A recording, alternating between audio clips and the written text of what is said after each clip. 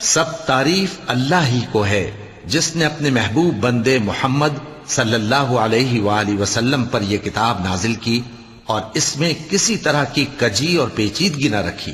بلکہ سیدھی اور سلیس اتاری تاکہ لوگوں کو عذاب سخت سے جو اس کی طرف سے آنے والا ہے ڈرائے، اور مومنوں کو جو نیک عمل کرتے ہیں خوشخبری سنائے کہ ان کے لیے ان کے کاموں کا نیک بدلہ یعنی بہشت ہے جس میں وہ ہمیشہ رہیں گے، اور ان لوگوں کو بھی ڈرائے جو کہتے ہیں کہ اللہ نے کسی کو بیٹا بنا لیا ہے۔ ان کو اس بات کا کچھ بھی علم نہیں اور نہ ان کے باپ دادا ہی کو تھا۔ یہ بڑی سخت بات ہے جو ان کے منہ سے نکلتی ہے، اور کچھ شک نہیں کہ یہ جو کچھ کہتے ہیں محض جھوٹ ہے۔ اے پیغمبر، اگر یہ اس کلام پر ایمان نہ لائیں تو شاید تم ان کے پیچھے رنج کر کر کے اپنے تئیں ہلاک کر دو گے۔ جو چیز زمین پر ہے ہم نے اس کو زمین کے لیے زینت بنایا ہے تاکہ لوگوں